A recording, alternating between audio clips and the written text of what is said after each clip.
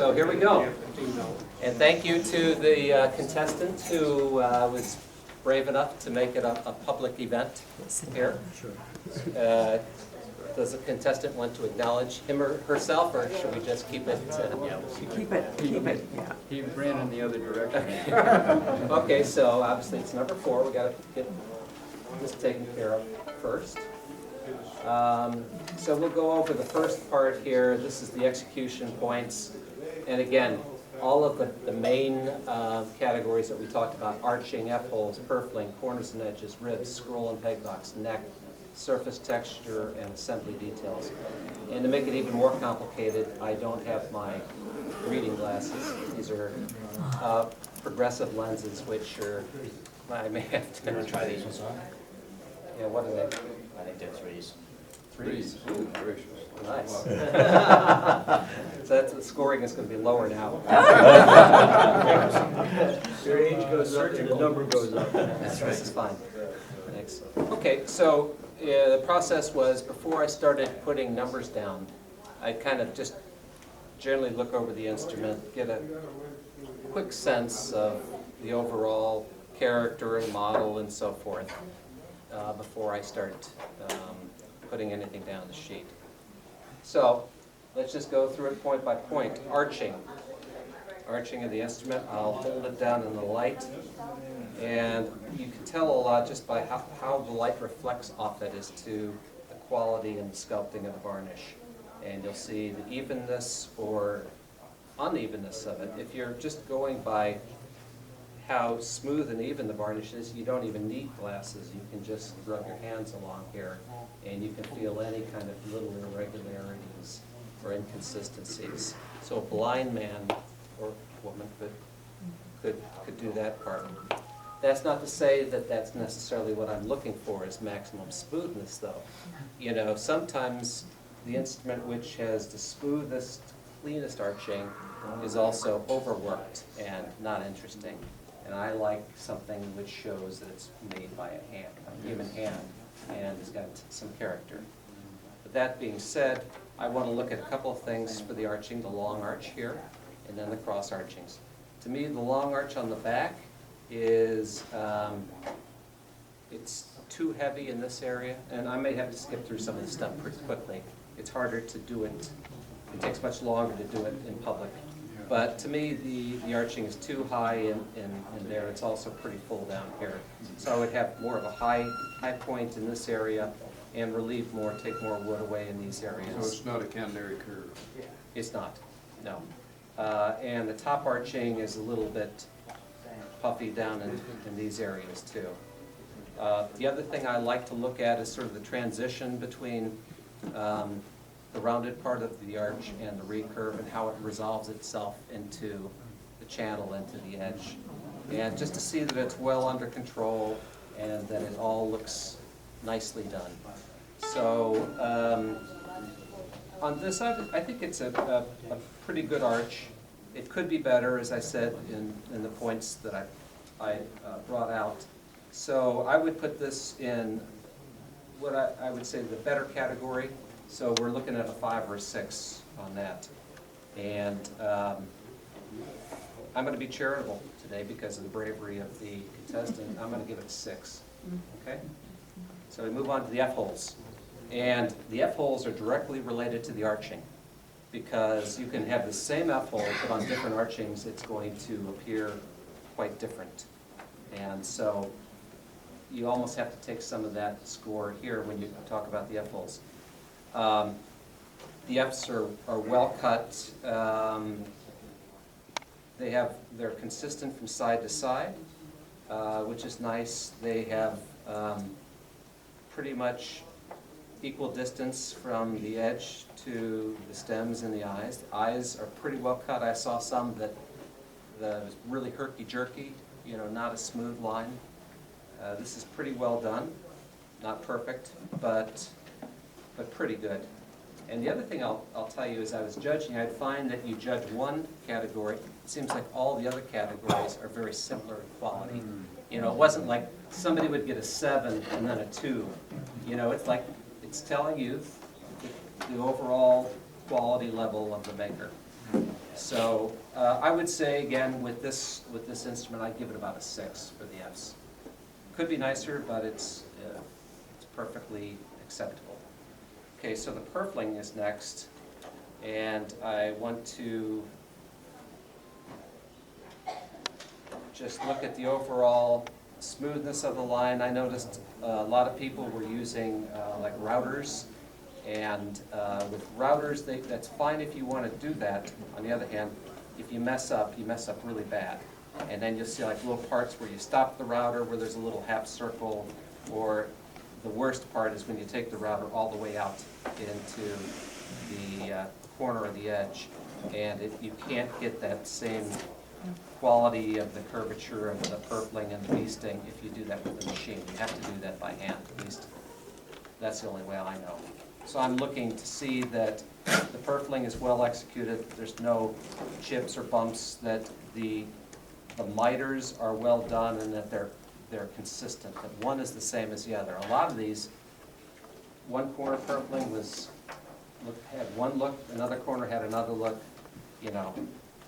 You can do what you want, but if you're going to have it judged, it better be consistent. Otherwise, I'm not going to believe that you know what you're doing. And again, it's pretty good. It's got some consistency there. A few of the miters are shorter, like this one on the top is shorter than this one on the back. So I'm going to give it a 6 again. Just be boring. Corners and edges. I'm going to look at a couple of things. I'm going to look at the channel around the purfling. I'm going to see how it resolves into the crest going around here, and see how that, if it has a nice flow to it. I'm going to look at it from the side and look at the edge. And remember what I was talking about, wanting to see some flare into the corners. The problem with this is these edges are way too heavy, way too thick. And in general, I only want the top edge or the bottom edge to be about 4 millimeters thick. I don't need a caliper to tell you that this is way over that. You know, you can measure it yourself, but it's much too heavy. I think aesthetically that's really bad. In fact, this edge in the center is way thicker than anywhere else, and I just don't like that. And I don't think it's good for the sound of the instrument too, to have that much wood on the edge. So I'm going to score that lower. I'm going to give that more in the good category, because it's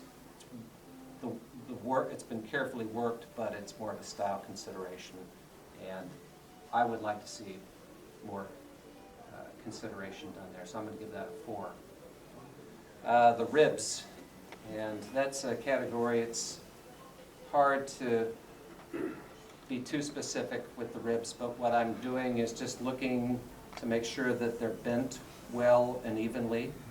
I want to see that there's a certain amount of consistency as I look down from side to side, that they're fairly square and parallel and not all twisted out. One thing I actually do like, and Evan and I were talking about that the other night, is I like to see a little roundness of the ribs. Doesn't necessarily have to be perfectly flat. If you look at a Cremonese instrument, they're rounded that way. So Excuse me, are they carved that way, or are they just they compressed? bend around the form. Oh, So okay. naturally, the bend when you attach it to a form is that it's where the form is in the middle, the rib is going to be hugged to it more, and then the edges are going to turn inward. And also because of the linings, when they're glued in, they tend to pull the edge around as well. So the ribs are okay, Inside form is better than outside. if that's what you like. Yeah. I Because use it'll shape it I a little use more both. like that. I use both types of forms on different models. I use inside and outside form. The outside form you can do you can make ribs perfect, and you can make ribs so perfect you can make separate plates, tops and backs, and they'll match up any set of ribs. If that's your objective, you know, consistency and more of like a production method than outside form is better. But the Cremonese system with inside form is what most Did people you like. do the rib all the way around the bottom. Yeah, it's a one-piece rib. So it's different on the other side. The plane is different on the other side. Right, so if the curl is going this direction here, then as you come up here, it's going in that direction. Sure, that's an aesthetic point. You know, good enough for Strad, it's good enough for me. He did it that way, so I'm not going to score it. Did you do that on all of them, or did you preferentially do it on one of these specs? Did the block ends. No, so it makes a difference in that lighting. there was It's no straight cut in the ribs, upper or lower bounds. So this was one piece, this was one piece. So if you see something where it's cut, it was cut later, not two separate pieces. Well, I won't say that, there are exceptions there, but generally, if you look at the instrument, it's gonna have the same curl like that, you won't see it oriented in the other way. Ribs, they're pretty well done. The heights are a little bit low.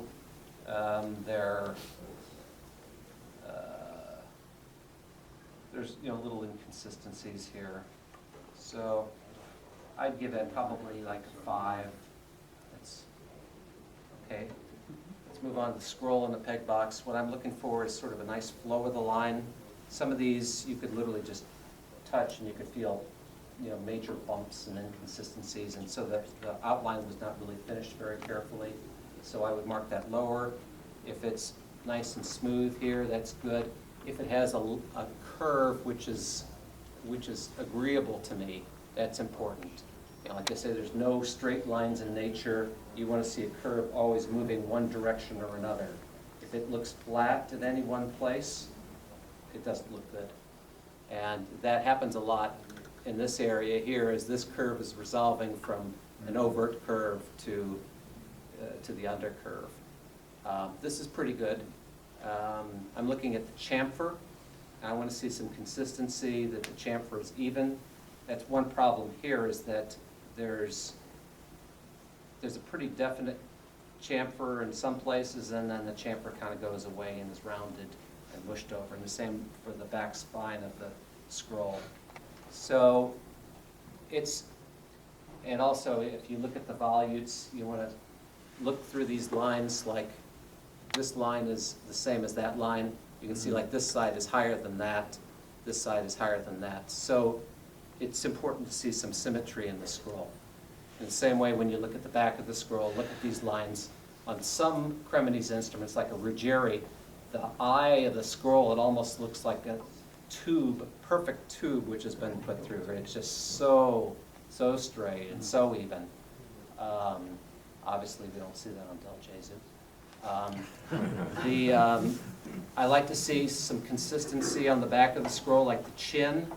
I like to see the chin marked out with a compass. So perfect, round, that's good. Same for the button. So neither one of these were laid out with a compass. They did it some other way, or if they did use a compass, they didn't stick to the mark. So it's a little bit clunky looking to me, a little bit uneven. How wide do you like the chamfer? You can do different ways as long as it's consistent. So for instance, a Ruggieri scroll that I talked about is very beautiful, but there's almost no chamfer on it. You look at a Guadagnini, which has got a huge chamfer and very rugged and bold looking, which is nice, but they're both beautiful. From a 1/2 millimeter to 1.5 millimeters? Well, I wouldn't go that far. I'd say, maybe think about a millimeter is a good starting point, and keep the chamfer flowing. You want to keep the angle so that it doesn't twist around. But I think a definite chamfer is. And do you roll it at 6 o'clock to go to the face? I'm not following you there. The chamfer's on this side here. And when you get to here, then it rolls this way. Yeah. So at that point and that point, you have to change the direction, but still keep a nice flow going to it. And I also like to see a definite spine here, and this kind of wobbles around. It's hard to get that under control. So I'm thinking scroll and take box, I'm gonna give that about a 5. The neck, so two components to the neck. Number one is how straight is the neck? We can use that kind of correlation between how it relates to the back edge. This is pretty good. How does it relate to the bridge? Is it straight in this axis? Is the pitch or the height pretty good? To me, this looks like a fairly low pitch, even though I didn't measure it. It's got a lower than normal bridge, lower than normal overstand. So those would be kind of knocks against it. Also, I'm going to look at how the neck itself is shaped, and a lot of you made fairly round necks. I prefer, and I think most musicians will prefer, something that's more V-shaped than round. So you're for the most part leaving your necks too heavy. Try to think about maybe taking a little bit more wood out, but have some consistency in the measurements. Usually, if you go with the measurements of the neck and fingerboard combined, here you can go 18 and a half, 19 and a half, 20 and a half. Should be pretty consistent, but take a little bit more wood off the sides. And then you have to look at how the neck heel is shaped and how it comes into the button. And the button is too big on this instrument. The shape could be better. I would lay it out with a compass. I would think about something like 13 by 21 in terms of proportions. 13 millimeters this way, 21 that way. 13 from the edge? 21? 20 is okay.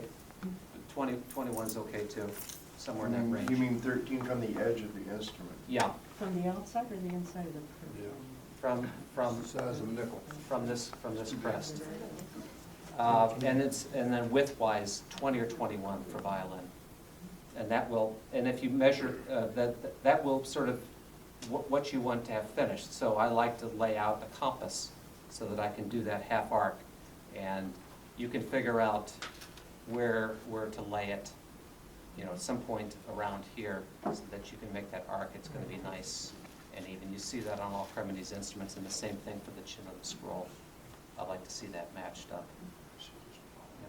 How do you feel about the width of the neck as far as at the body versus at the scroll? 'Cause Well, some players tend to like to have a little bit more, That's- a little bit more width in here because they don't have enough room for their fingers. Yeah, so on average, if you do like 24 and a half millimeters here, that's going to be okay.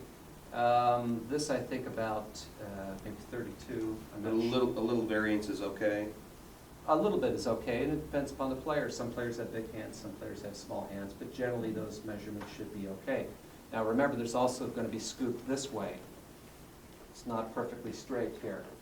So when I look down there on the fingerboard too, like this fingerboard, we'll get to this later, fingerboard is straight along the sides. I like actually to be relief along the edges of the fingerboard. Yeah. Oh, And the player will like that too. It's going to be a little bit scooped along the sides. So But he means it's scoop from the end to here, you don't just scoop to there, then go straight. It's from edge to edge, from the end of the nut to the end of the fingerboard, and even along all the way. Some people will scoop them right to there, and then you have a lump. Yeah, it should feel real smooth all the way through, just like very natural. So to try to move this along, the neck I'm going to give about.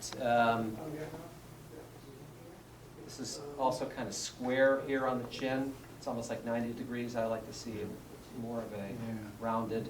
This is a little bit better here. I'll give this, and sometimes it's like, which way you want to go? Am I feeling good or bad? I'll give it a 6, but that's being a little generous. So you know it's 11:45 and 45? Well, 12 is the drop dead time, but, Rush that. okay, so it's 11:45. Let me just talk less and finish up the numbers. Surface texture, again, I don't want too smooth. I like to see some texture. I like to see, some evidence that it's made out of wood and not made out of. So you like a burnishing. I like to feel the natural qualities of wood. I don't like it too smooth, but I don't like it too rough either, and that's the hard point to quantify. So the surface texture, I'll say it's, I'm gonna give it 5 because it's just a little too smooth. Assembly details, how well is the neck set, how are the ribs glued, everything done in sort of a professional way. I'll also consider the fingerboard and how well it's joined. I'm gonna give it a 6. Pegs, are they straight?